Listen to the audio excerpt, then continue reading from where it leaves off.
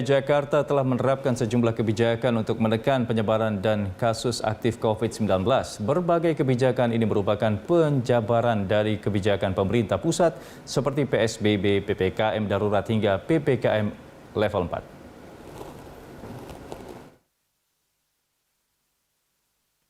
Sejumlah kebijakan pemerintah Provinsi DKI Jakarta dalam menekan laju penyebaran COVID-19, salah satunya terkait aturan work from home 75% hingga pembatasan jam operasional transportasi umum. Aturan work from home telah dituangkan melalui keputusan Gubernur DKI nomor 759 tahun 2021 tentang aktivitas pada tempat kerja atau perkantoran.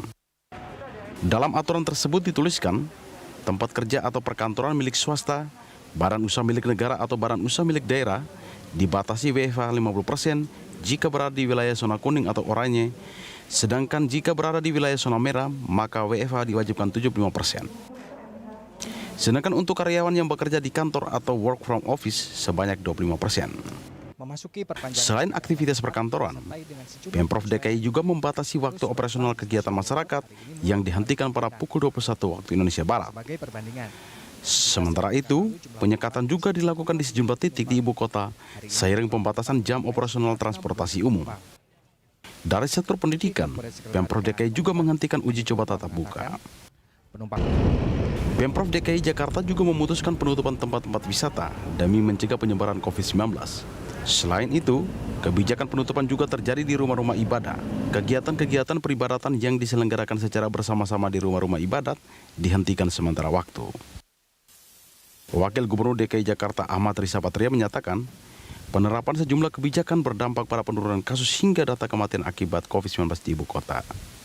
Kami bersyukur bahwa penurunan di Jakarta cukup baik ya, dan perpanjangan level 4 ini mudah-mudahan dengan ada perpanjangan seminggu ke depan, angka penurunan akan lebih signifikan lagi, lebih baik lagi, sehingga kita bisa memutus mata rantai penyebaran COVID di Jakarta. Ya. Kita tahu DKI Jakarta ada pusat interaksi, pusat pertemuan orang berdatangan, karena di Jakarta ada pusat segalanya, pusat pemerintahan, pusat bisnis, pusat perdagangan, bahkan pusat pendidikan, pusat budaya. Tentu potensi orang datang ke Jakarta dari dalam dan luar negeri sangat besar sekali, dan itu berpotensi terjadinya interaksi, kerumunan, dan pada akhirnya penyebaran COVID. Untuk itu kami minta seluruh warga tetap berada di rumah. Riza mengatakan, dalam data 2 pekan terakhir menunjukkan penurunan jumlah kasus positif harian dan kasus aktif COVID-19. Di sisi lain, keterisian tempat tidur isolasi ataupun ICU di rumah sakit rujukan COVID-19 juga mengalami penurunan. Tim Liputan Berita 1.